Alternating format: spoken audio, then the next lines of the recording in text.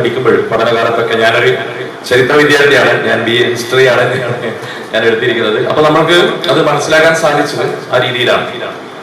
മുമ്പ് വ്യാപാരം നടത്തത് ഇവിടെ നമ്മുടെ തളിപ്പറമ്പിന്റെ അല്ലെങ്കിൽ തളിപ്പറമ്പുമായി ബന്ധപ്പെട്ട കാര്യങ്ങൾ പറഞ്ഞു. വളപട്ടണം പാലവും വളപട്ടണം പുഴയും അതുപോലെ തന്നെ കുപ്പം പുഴയും, അതുപോലെ ആ ഒരു സ്ഥലത്ത് വലിയ രീതിയിലുള്ള വ്യാപാരങ്ങൾ നടന്ന സ്ഥലമായിരുന്നു.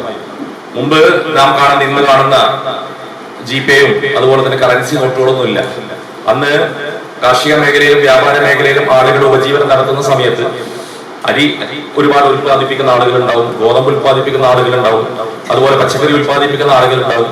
അങ്ങനെ ആ ഉൽപാദന മേഖലയിലുള്ള ആളുകൾ അല്ലെങ്കിൽ വ്യാപാരം ചെയ്യാനുള്ള ചരക്കുകൾ നമ്മുടെ കയ്യിൽ ഒരുപാട് ഉണ്ടാവുമ്പോൾ അസ്വാജിക്കാരുടെ കയ്യിൽ ചിലപ്പോൾ അരിയായിരിക്കും ഉണ്ടാവുക, അതുപോലെ തന്നെ ഷഫീഖിന്റെ കയ്യിൽ ഗോതമ്പായിരിക്കും ഉണ്ടാവുക.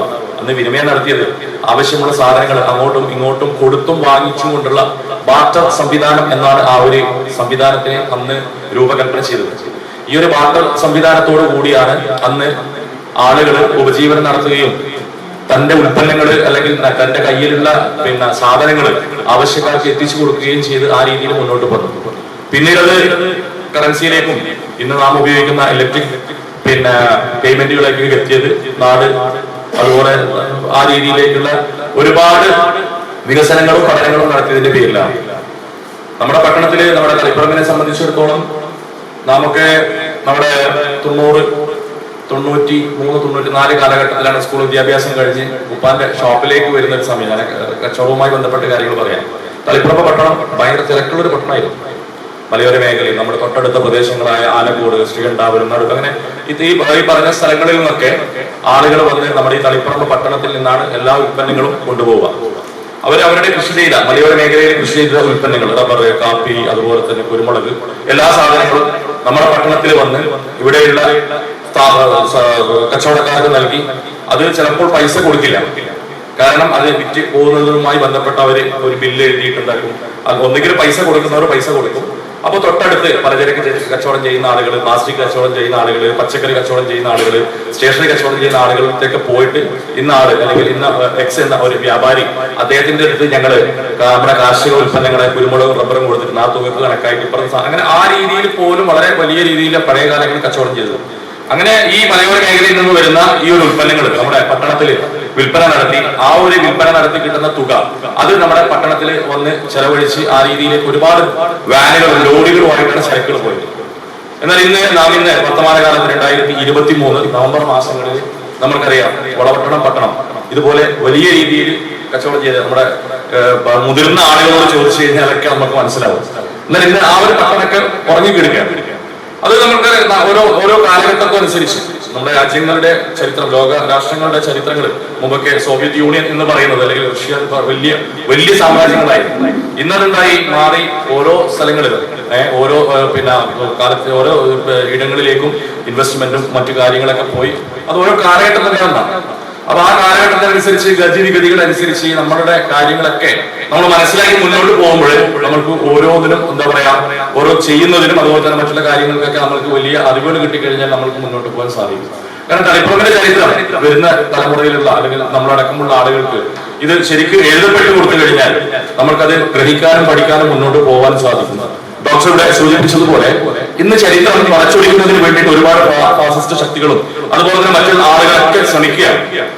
നമ്മള് ചരിത്രം ആധികാരികമായി ചെയ്യുന്ന സമയത്ത് ഒരുപാട് തെളിവുകളും അതുപോലെ തന്നെ നമ്മൾക്ക് നിയോജിക്കേജും അതുപോലെ തന്നെ പുരാതന കാലത്തുള്ള കാര്യങ്ങളൊക്കെ നോക്കുന്നത് നമ്മൾക്ക് ഏറ്റവും കൂടുതൽ നമുക്ക് പറഞ്ഞാൽ മനസ്സിലാവും. മമ്മി അറിയാലോ, നമ്മൾക്ക് ആ രീതിയിൽ അതിന്റെ അവരുടെ ശവക്കല്ലറ പൊളിച്ചു കഴിഞ്ഞാൽ അതിലുള്ള കല്ലുകളും അവരുപയോഗിച്ച ഉൽപ്പന്നങ്ങളൊക്കെ നമുക്ക് അനാലിസിസ് കൊണ്ട് നമുക്ക് എന്താക്കാം, അതിന്റെ ദൈർഘ്യവും അതുപോലെ തന്നെ അതിന്റെ പഴമയൊക്കെ നമുക്ക് മനസ്സിലാക്കാം. അതുപോലെ നമ്മൾ ഉപയോഗിച്ച സാധനങ്ങൾ നമ്മൾക്ക് പല തറവാടുകളും പൊളിച്ചു കഴിഞ്ഞാൽ അതിന്റെ പഴയ സാധനങ്ങൾ കാണുമ്പോൾ നമുക്കൊക്കെ അത്ഭുതമാണ്. നമ്മുടെ പ്രാദേശിക തലത്തില് ക്ലബുകളായാലും വിദ്യാഭ്യാസ സ്ഥാപനങ്ങളായാലും മറ്റ് മേഖലകളിലായി കഴിഞ്ഞാൽ പോലും പല പ്രദർശനങ്ങളും ഞങ്ങൾ കണ്ടിട്ടുണ്ട് അല്ലെ. ഇന്നൊന്നും വേണ്ട, നമുക്ക് ഒരു 95 നമുക്കറിയാം ഇപ്പൊ അടുത്തൊരു ഈ ഒരു മൊബൈൽ വിപ്ലവം വന്നതിന് ശേഷം അല്ലെ, പേജർ എന്ന് പറയുന്നത് നമുക്ക് ചുരുങ്ങിയ സമയം കൊണ്ട് നമുക്ക് ഉണ്ടായിട്ടുള്ളൂ. പക്ഷെ അതിൽ കഴിഞ്ഞ് മൊബൈലിലേക്ക് വന്നു. ഇന്ന് നമ്മുടെ ലോകം അതിശീഘ്രം വലിയ രീതിയിൽ മുന്നോട്ട് പോയിരിക്കുകയാണ്. എന്തെങ്കിലും ഒരു മാറ്റങ്ങൾ നമ്മുടെ മൊബൈൽ വന്നു, നമുക്ക് അത് പറയാം. നമ്മുടെ മൊബൈൽ വന്നതിന് ശേഷം നമ്മൾക്ക് പിന്നെ എന്തെല്ലാം മാറ്റങ്ങളാണ് ഉണ്ടായത്? ഒരു 90-90ന്റെ അവസാന കാലഘട്ടത്തിൽ ഈ മൊബൈൽ വരുമ്പോൾ നമുക്ക് ഭയങ്കര അത്ഭുതമായിരുന്നു. കാരണം ഇങ്ങനെയൊക്കെ ആവാൻ പറ്റുമോ, ഇങ്ങനെ നമുക്ക് ശ്രമിക്കാൻ പറ്റുമോ, ഇങ്ങനെ നമുക്ക് വീഡിയോസ് ചെയ്യാൻ പറ്റുമോ എന്നൊക്കെ അന്ന് നമ്മൾക്ക് പറഞ്ഞു കഴിഞ്ഞാൽ പറയും ഇതൊക്കെ വെറുതെ പറയുന്നത്. എന്നാൽ ഇന്ന് നാം നടത്തുന്ന എല്ലാ ചലനങ്ങളും എത്രയോ അകലെ, അത് അമേരിക്കയിലുള്ള ഒരു സ്ഥാപനത്തിന്റെ സാധനം നമുക്ക് ഇന്ത്യയിൽ വെച്ച് വീക്ഷിക്കാൻ പറ്റും. അങ്ങനെ ആ രീതിയിലേക്ക് ടെക്നോളജി കൂടുകയാണ്. ഇന്ന് ഓരോ മൊബൈലും അപ്ഡേറ്റ് ചെയ്യുന്നത് മണിക്കൂറുകൾ വെച്ചാണ്, അല്ലെങ്കിൽ ദിവസങ്ങൾ വെച്ചാണ്. അപ്പൊ ആ രീതിയിലേക്ക് മുന്നോട്ട് പോവുകയാണ്. അപ്പോ ചരിത്രം എന്നുള്ളത്, അതായത് നമുക്ക് നമ്മുടെ ഈ ജീവിതം അല്ലെങ്കിൽ എത്രത്തോളം നമ്മൾ മുന്നോട്ട് പോകുന്നു, കുതിച്ചു ചാടുന്നു എന്ന് മനസ്സിലാക്കുന്നത് നമ്മുടെ പഴയ ചരിത്രങ്ങൾ നമ്മൾ മനസ്സിലാക്കി കഴിഞ്ഞാൽ നമുക്ക് മനസ്സിലാവും. എന്നാൽ ആ കാലഘട്ടത്തിലുണ്ടായ അല്ലെങ്കിൽ ആ സമയത്ത് ജീവിച്ചിരുന്ന ആളുകളിലുണ്ടായ ഒരു നമുക്ക് പിന്നെ ഈ തെളിവുകളല്ലാത്ത രീതിയിൽ അവരുടെ സ്വഭാവങ്ങൾ, അവരുടെ പിന്നെ ജീവിത ശൈലികൾ, അവര് പിന്നെ നമുക്ക് ചെയ്ത നന്മകൾ, അവരുടെ സ്വഭാവങ്ങൾ, അങ്ങനെ ഒരുപാട് കാര്യങ്ങൾ നമുക്ക് ഓരോന്നും മനസ്സിലാക്കാൻ സാധിക്കും അല്ലെ. നമ്മള് പിന്നെ ഇപ്പോൾ നിങ്ങൾ പഠിക്കുന്ന കുട്ടികളാണ്. അപ്പൊ പഠിക്കുന്ന കുട്ടികൾക്ക് നമ്മൾ ഓരോ രീതിയിലുള്ള ചരിത്രവുമായി ബന്ധപ്പെട്ടിട്ടുള്ള പിന്നെ പഠനങ്ങൾ നടത്തുമ്പോൾ സ്വഭാവ ഗുണങ്ങളെ കുറിച്ച് അല്ലെങ്കിൽ മറ്റ് പിന്നെ സാമൂഹികവുമായി ബന്ധപ്പെട്ട കാര്യങ്ങളെ കുറിച്ച് പഠിക്കുമ്പോൾ നമുക്ക് ഏറ്റവും വിശകലനം ചെയ്യാൻ പറ്റുന്നത് ഈ രീതിയിലുള്ള കാര്യങ്ങൾ തന്നെയാണ്. അപ്പൊ നമ്മുടെ പിന്നെ സമൂഹത്തിൽ ജീവിക്കുമ്പോഴുള്ള ഓരോ കാലഘട്ടത്തിൽ ഉണ്ടായ കാര്യങ്ങൾ പഠിക്കുക എന്ന് പറയുന്നത് അതിപ്രധാനമാണ്. ഞാൻ കൂടുതലായൊന്നും സംസാരിക്കുന്നില്ല, കാരണം എന്റെ മേഖല എന്ന് പറയുന്നത് ഞാൻ വ്യാപാര മേഖലയിലുള്ള പിന്നെ പ്രതിനിധിയാണ്. എന്തുതന്നെയായാലും ചരിത്രപരമായിട്ട് വ്യാപാരികൾക്ക് അല്ലെങ്കിൽ വ്യാപാര മേഖലയിൽ ഒരുപാട് വികസനങ്ങളും പ്രവർത്തനങ്ങളും അത് പിന്നെ വന്നിട്ടുണ്ട്. ഇന്ന് മൂഷിക വംശം എന്ന് അറിയപ്പെടുന്ന രീതിയിൽ ഇന്ന് അത് വളരെ നല്ല ചുരുക്കിക്കൊണ്ട് നമ്മുടെ എന്നെ മുന്നേ പിന്നെ സംബന്ധിച്ച ഡോക്ടർ വളരെ നല്ല രീതിയിൽ തന്നെ വിശദീകരിച്ചിട്ടുണ്ട്. അങ്ങനെ എല്ലാ കാര്യങ്ങളും നമ്മുടെ മതമായാലും രാഷ്ട്രീയമായാലും അത് പ്രാദേശിക തലത്തിലുള്ള മറ്റു കാര്യങ്ങളായ കഴിഞ്ഞാലൊക്കെ നമ്മൾ അറിഞ്ഞിരിക്കേണ്ടതാണ്. ഈ ഒരു ഉദ്യമത്തിന് പിന്നെ പുറപ്പെട്ട തളിപ്പറമ്പ് പൈതൃക സമ്മേളനം നടത്താൻ വേണ്ടി ഇവിടെ മുന്നിട്ടിറങ്ങിയ ദാറുൽ ഫലാഹിന്റെ എനിക്ക് ഏറ്റവും പ്രിയപ്പെട്ട ഒരു സ്ഥാപനമാണ്. ആ ഒരു ദാറുൽ ഫലാഹിന്റെ പിന്നെ വിദ്യാർത്ഥികൾക്ക് ഞാൻ പ്രതിദാനം ചെയ്യുന്ന തളിപ്പറമ്പ് മർച്ചന്റ്സ് അസോസിയേഷന്റെയും അതോടൊപ്പം തന്നെ വ്യാപാരി ഏകോപന സമിതിയുടെ ഒക്കെ എല്ലാവിധ ആശംസകളും അഭിനന്ദനങ്ങളും പിന്നെ നൽകുകയാണ്.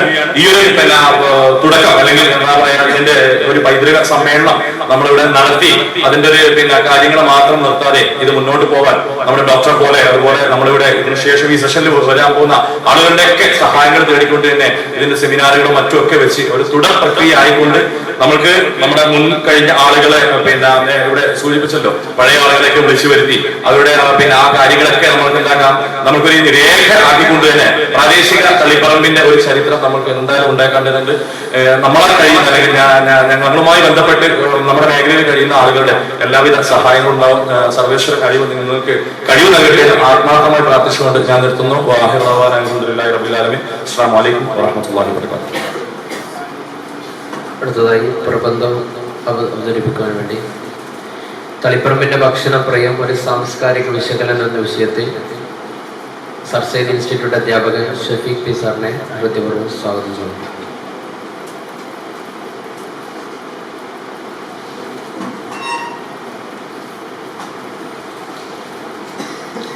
അസ്സലാമു അലൈക്കും വറഹ്മത്തുള്ളാഹി വബറകാതുഹു.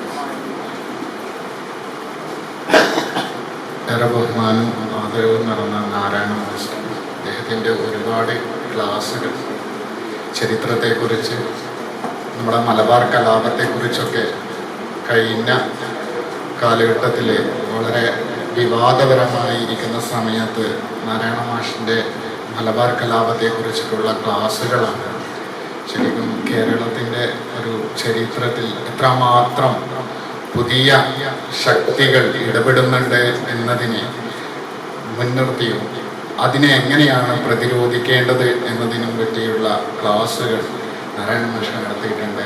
അതിൽ അത്തരത്തിലുള്ള ക്ലാസ്സുകളാണ്, അത്തരത്തിലുള്ള ചരിത്ര വായനകളാണ് പുതിയ കാലത്ത് ചരിത്രത്തെ എങ്ങനെ ഉപയോഗിക്കുന്നു എന്നതിനെ നമ്മൾ പ്രതിരോധിക്കേണ്ടത് എന്നതും കൂടിയാണ്. ആ അർത്ഥത്തിൽ ചരിത്രം എന്ന് പറയുന്നത്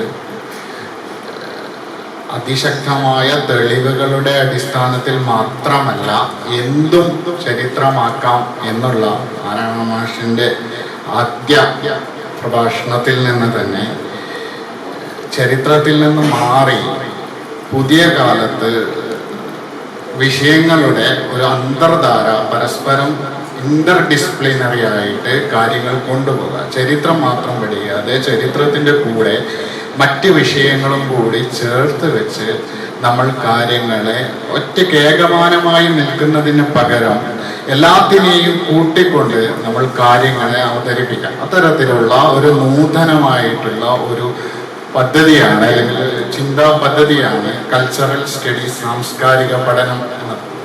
നമ്മുടെ സംസ്കാരത്തെക്കുറിച്ച് എങ്ങനെയാണ് നമ്മൾ ഒരു പ്രദേശത്തെ അല്ലെങ്കിൽ ഒരു നാടിൻ്റെ സംസ്കാരം രൂപപ്പെടുന്നത്, ആ സംസ്കാരത്തെ നമ്മൾ തുലനം ചെയ്യാതെ മറ്റൊരു സംസ്കാരവുമായിട്ട് മാറ്റി നിർത്താതെ കാര്യങ്ങളെ അപഗ്രഥിക്കാനുള്ള ഒരു ശ്രമമാണ്. അതിനു വേണ്ടിയിട്ട് പുതിയ കാലത്ത് നമ്മുടെ എല്ലാവരുടെയും സമഗ്രമായ ഒരു ജീവിത ശൈലിയാണ് നമ്മുടെ സംസ്കാരം എന്നാണ് സംസ്കാര പഠനത്തിന് തുടക്കം കുറിക്കുന്ന അതിൽ പ്രധാനപ്പെട്ട റൈമണ്ട് വില്യംസ് പറയുന്നത്. ഹോൾ എന്താണ് ജീവിതത്തിന്റെ സമഗ്രതയാണ് നമ്മുടെ സംസ്കാരം കൊണ്ട് ഉദ്ദേശിക്കുന്നത്. കാലത്തിന്റെ പുതിയ വിമർശന പദ്ധതിയാണ്, പക്ഷെ അത് ചില സിദ്ധാന്തങ്ങളുടെ അടിസ്ഥാനത്തിൽ മാത്രം വിവരിക്കേണ്ടതല്ല. അത് മനുഷ്യന്റെ സഹജമായ ജീവിതത്തിന്റെ ആവിഷ്കാരം കൂടിയാണ് ഈ സംസ്കാരം എന്ന് പറയാം. ആ അർത്ഥത്തിൽ മാഷു പറഞ്ഞതുപോലെ നേരത്തെ ഭക്ഷണം ഒരു സംസ്കാരത്തിന്റെ സൂചകമായി, അടയാളമായിട്ട് നമ്മൾ തിരഞ്ഞെടുക്കുകയും വസ്ത്രം ആ അർത്ഥത്തിൽ വിഷയമായിട്ട് മാറ്റുകയും ചെയ്യുന്ന പഠനങ്ങൾ ഇന്ന് മലയാളത്തിലല്ല, ഇംഗ്ലീഷിലും മറ്റ് ഓക്സ്ഫോർഡ് സർവകലാശാലകളിൽ പോലും നടന്നുകൊണ്ടേയിരിക്കുന്ന ഒരു കാലഘട്ടമാണ്. അതൊരു നൂതന പദ്ധതിയായിട്ട് ആ അർത്ഥത്തിൽ തളിപ്പറമ്പിന്റെ ഏറ്റവും നമ്മുടെ ചരിത്രത്തിന്റെ ശിലാലിഖിതങ്ങളും ഇവിടുത്തെ കെട്ടിടങ്ങളും പിന്നെ കാവ്യ കൃതികളിലുമൊക്കെ തിരഞ്ഞു പോകുമ്പോൾ തളിപ്പറമ്പിന്റെ ഭക്ഷണത്തിൽ വെച്ച് എങ്ങനെയാണ് ഒരു സംസ്കാരം രൂപപ്പെട്ടിട്ടുള്ളത്, അത് തളിപ്പറമ്പിനെ എങ്ങനെ ബാധിക്കുന്നു, അതിൻ്റെ കാര്യകാരണങ്ങളിലേക്കുള്ള ഒരു എത്തിനോട്ടത്തിനുള്ള ശ്രമമായിരുന്നു ഈ ഒരു പ്രബന്ധത്തെ കാണുന്നത്. ഈ പൊതുവെ കേരളത്തിൽ ഭക്ഷണത്തിന് പേരുകെട്ട ഒരു നാടാണ് കണ്ണൂർ ജില്ല. ഭക്ഷണമാണ് കണ്ണൂർ എന്ന് പറയുമ്പോൾ ഭക്ഷണമാണ് അവിടുത്തെ പ്രധാനപ്പെട്ട ഒരു സംസ്കാരം, പുതിയാപ്പള സംസ്കാരം എന്നുള്ള രീതിയിലേക്ക് നമ്മൾ കൊണ്ടുവരും. അതിൽ ഏറ്റവും പേര് കേട്ട ഒരു സ്ഥലം എന്ന് പറയുന്നത് തലശ്ശേരിയാണ്. അവിടുത്തെ വിഭവങ്ങൾ ലോകപ്രശസ്തമാവുന്ന ചില കാഴ്ചകൾ നമ്മൾ കാണും. തലശ്ശേരി ബിരിയാണിയും കടുക്കാച്ചി ബിരിയാണിയും അതുപോലെയുള്ള കേരളത്തിലെ ചില കണ്ണൂർ ജില്ലയിലെ ചില രാമന്തള്ളി പോത്ത് കറി, തളിപ്പറമ്പിലെ മുട്ടാപ്പം പൊള്ളിച്ചത്, ഇതുപോലെയുള്ള കുറേ കാര്യങ്ങൾ നമ്മൾ ഇന്ന് നമ്മുടെ സോഷ്യൽ മീഡിയകളിലും മറ്റ് മേഖലകളിലൂടെയും വളരെ വേഗത്തിൽ അതിനെ ഇൻഫ്ലുവൻസ് ചെയ്യുന്ന രീതിയിലേക്ക് കൊണ്ടുപോകുന്നു എന്നതാണ്. ആ അർത്ഥത്തിൽ തളിപ്പറമ്പിന്റെ ഭക്ഷണപ്രിയം, ഭക്ഷണം എന്നതല്ല, നമ്മൾ ഭക്ഷണ വിഭവങ്ങളല്ല കാര്യമാക്കുന്നത്, ഭക്ഷണപ്രിയമാണ് തളിപ്പറമ്പുകാർക്കുള്ളത്. അതെങ്ങനെയാണ്? തളിപ്പറമ്പ് മാനസികപരമായിട്ടുള്ള ഒരു ദ്വീപാണെന്ന് പറയും. നമ്മള് ഭൂമിശാസ്ത്രപരമായിട്ടുള്ള ചുറ്റപ്പെടുന്നതല്ലെങ്കിൽ തളിപ്പറമ്പിന്റെ ഭൂമിശാസ്ത്രം പറയുമ്പോൾ ഒന്ന് കുപ്പം പുഴയാണ്, അന്ന് വളവട്ടണം പുഴ വരെ നമ്മൾ പോകുന്നില്ലെങ്കിലും എന്താണ് ഈ ഭൂമിശാസ്ത്രപരമായിട്ട് ഒരു ഭാഗം മാത്രമേ തളിപ്പറമ്പിന്റെ പുഴ ചുറ്റപ്പെടുന്നില്ല. ഇവിടെ 3 ഭാഗവും എന്താണ് ചുറ്റപ്പെടുന്ന ഭൂമിശാസ്ത്രപരമായിട്ടുള്ളതിനെയാണ് നമ്മൾ ദ്വീപ് എന്ന് പറയാം. അന്ന് മനഃശാസ്ത്രപരമായിട്ട് തളിപ്പറമ്പുകാരുടെ ഒരു ദ്വീപിൽ കഴിയുന്നത് പോലെയാണ്. തളിപ്പറമ്പിൽ പ്രത്യേകിച്ച് മുസ്ലിം വിഭാഗം, അത് അവര് കുടുംബപരമായിട്ട് പുറത്തേക്ക് പോകാൻ അവർ മടി കാണിക്കുന്നവരാണ്. കുടുംബ ബന്ധങ്ങൾ പുറത്തേക്ക് നീട്ടിക്കൊണ്ടുപോകാൻ മടി കാണിക്കുകയും ഇവിടെ തന്നെ കൂടുക എന്നുള്ളതാണ് അവരുടെ പ്രധാനപ്പെട്ട ഒരു കാര്യമായിട്ട് മാറും. ആ അർത്ഥത്തിൽ തളിപ്പറമ്പിൽ പറയുന്ന ചില വാക്കുകൾ, ചില പറച്ചിലുകൾ അടിസ്ഥാനമാക്കിയിട്ട് അതിൽ ഒന്നാണ്, വേഗത്തിൽ തീർക്കേണ്ടത് കൊണ്ട് ഇങ്ങനെ കാര്യകാര്യമായിട്ട് പറയണം. ഒന്നാണ്, വെച്ച നെയ്യത്തും വെച്ച ചോറും അധിക നേരം ഉണ്ടാവില്ല. തളിപ്പറമ്പിൽ ഒരാൾ മരിച്ചു കഴിഞ്ഞാൽ, ഒരു കല്യാണത്തിന് പോയാൽ അവിടെ ഈ മരിച്ച മെയ്യത്ത് നമ്മൾ പെട്ടെന്ന് എടുക്കും. അതുപോലെ തന്നെയാണ് ചോറ്, ബിരിയാണിക്ക് കല്യാണത്തിന് പോയാൽ കുറച്ച് കഴിഞ്ഞിട്ടാണ് കല്യാണത്തിന് പോകുന്നുണ്ടെങ്കിൽ നിങ്ങൾക്ക് ചോറ് കിട്ടാതെ തിരിച്ചു വരേണ്ടി വരും എന്നതാണ്.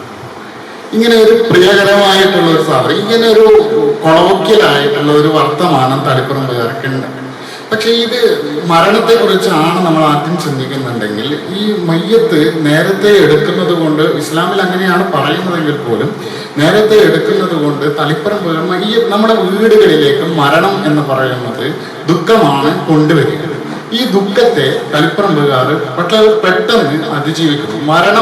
മരണം കൊണ്ടുള്ള ദുഃഖത്തെ തളിപ്പറമ്പുകാർ അതിജീവിക്കും. തളിപ്പറമ്പിലെ പ്രശസ്തരായ തളിപ്പറമ്പിന്റെ നേതൃത്വം കൊടുത്ത പലരുടെയും അകാലത്തിലുള്ള മരണങ്ങള്, കുട്ടികളുടെ മരണങ്ങള്, മുങ്ങി മരണങ്ങള്, തളിപ്പറമ്പിന്റെ ഭാഗത്തുണ്ടാകുന്ന മുങ്ങി മരണങ്ങളൊക്കെ നമ്മൾ വിചാരിക്കും ഇവരെങ്ങനെയാണ് അതിജീവിക്കുക, ഈ കുടുംബങ്ങൾ എങ്ങനെയാണ് അതിജീവിക്കുക എന്നതിന് അവരുടെ വീടുകളിൽ മയ്യത്തുകൾക്കിടത്ത് മരണ വീടുകളിലേക്ക് നമ്മൾ പോയാൽ മനസ്സിലാവും. അവിടെ നിമിഷങ്ങൾക്കകം ധാരാളം പേർ വന്നു ചേരുകയും തളിപ്പറമ്പിന്റെ എല്ലാ വിഭാഗത്തിൽ നിന്നും ആൾക്കാർ വരികയും ആ കുടുംബത്തെ സ്വാന്തനിപ്പിക്കുകയും വളരെ പെട്ടെന്ന് അവരെ സാധാരണ ജീവിതത്തിലേക്ക് തിരിച്ചു കൊണ്ടുവരാനുള്ള ഒരു ശ്രമം ഈ തളിപ്പറമ്പുകാരുടെ ഭാഗത്തുനിന്നുണ്ടാവും. ആ വീടുകളിൽ നിന്ന് നമുക്ക് ഭക്ഷണത്തിന്റെ ഒരു കാര്യം തന്നെ മനസ്സിലാക്കാൻ പറ്റും. മരിച്ചു കഴിഞ്ഞ് കുറച്ച് കഴിയുമ്പോൾ തന്നെ കബറടക്കിയതിന് ശേഷം ആ വീട്ടിൽ അടുത്തുള്ള വീടുകളിൽ നിന്നോ ആൾക്കാരിൽ നിന്നോ ഭക്ഷണം എത്തിച്ചിട്ടുണ്ടാവും. ഉടനെ അവിടെ നിന്ന് ആൾക്കാർ ഭക്ഷണം കഴിക്കാൻ തുടങ്ങും. ആ വീട് വളരെ പെട്ടെന്ന് തന്നെ ഒരു സാധാരണ രീതിയിലേക്ക് എത്തിക്കുക എന്നതിനുള്ള ഒരു ശ്രമം ഉണ്ടാവും. മൂന്നാമത്തെ ദിവസം, മരിച്ചതിന്റെ മൂന്നാമത്തെ ദിവസം നമ്മൾ ഇന്ന് കണ്ണൂക്ക് എന്ന് പറയുന്ന ഒരു സാധനമുണ്ടാവും. അതിൽ തെരി എന്ന് പറയുന്ന വ്യത്യസ്തമായ ഒരു പാനീയം തളിപ്പറമ്പിൽ പണ്ടേ വിതരണം ചെയ്യാറുണ്ട്. ഇന്ന് അത് കുറവാണ്. പിന്നെ അത് കഴിഞ്ഞാൽ 40 വരെയുള്ള ദിവസങ്ങളുണ്ടാവും. അവിടെ പ്രാർത്ഥനകളും ആൾക്കാരുടെ നിത്യേനയുള്ള സന്ദർശനങ്ങളും വഴി 40ാമത്തെ ദിവസമാകുമ്പോഴേക്ക് പ്രാർത്ഥനയോടുകൂടി ഇവരെ സാധാരണ ജീവിതത്തിലേക്ക് വരും. അവർക്ക് വേണ്ടിയിട്ടുള്ള ശ്രമങ്ങൾ പ്രാർത്ഥനാ സദസ്സുകൾ നടത്തും. ഇതിലൊക്കെ പ്രധാനമായിട്ട് ഭക്ഷണങ്ങൾ ഉണ്ടാവും.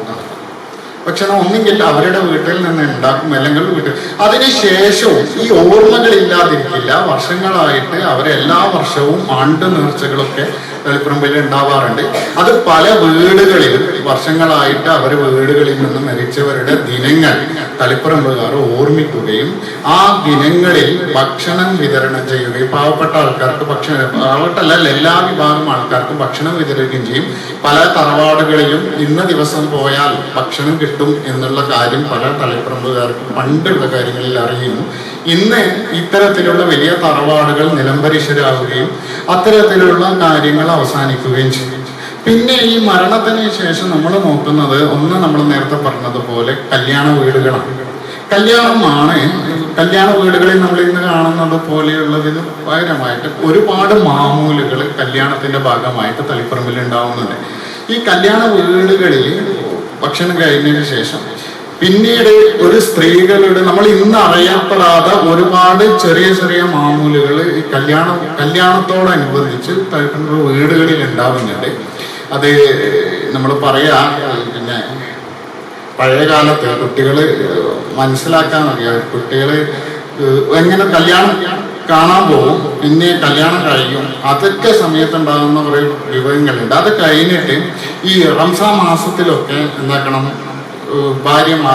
ഭർത്താക്കന്മാരുടെ വീട് നമ്മൾ ഇന്ന് പറയുന്നില്ല, കണ്ണൂരിലെ പ്രത്യേക ഒരു സാഹചര്യത്തിൽ എന്താണ് ഭാര്യയുടെ വീടുകളിലാണ് താമസിക്കുക. അപ്പൊ ഭർത്താക്കന്മാരുടെ വീടുകളിലേക്ക് പോകണം, അവിടെ ഭക്ഷണവും എടുത്തിട്ട് പോകണം. അങ്ങനെയുള്ള ഒരു കാര്യങ്ങളുണ്ട്. ഭക്ഷണം കൊണ്ടുപോവുക എന്നാണ് പറയാം. അത് വീട്ടിലേക്ക് വിരുന്ന് വരിക എന്ന് പറയുന്നത് ഭക്ഷണം ഉണ്ടാക്കിയിട്ട് വിരുന്ന് വരിക എന്നതാണ് അവരെയാണ്. അതിനുള്ള കുറേ വിഭവങ്ങളുടെ ഒരു കടയുണ്ട്.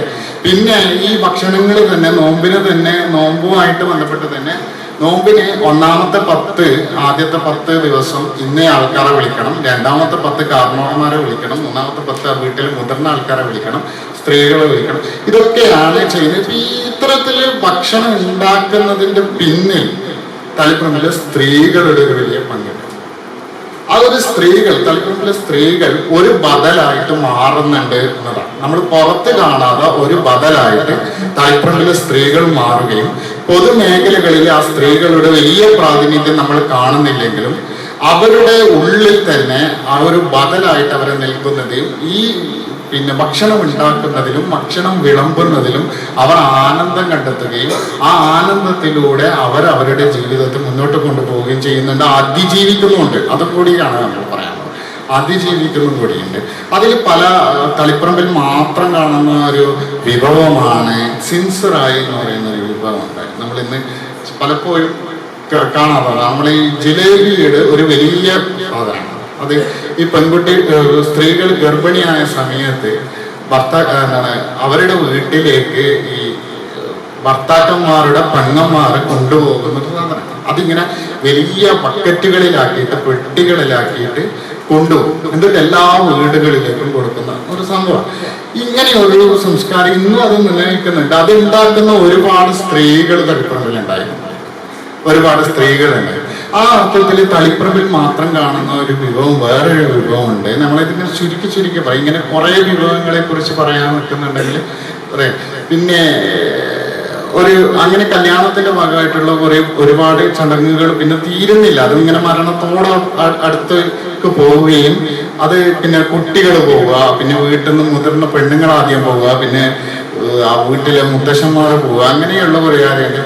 പിന്നീടാണ് ഈ നമ്മളൊന്ന് തളിപ്പറമ്പിൽ കാണുന്ന ഒരു പ്രധാനപ്പെട്ട ഒരു വിഭവം എന്ന് പറയുന്നത് ഈ പ്രാദേശികമായിട്ടുള്ള ഒരു സംസ്കാരമുണ്ട്. അതിന് നമ്മൾ ഈ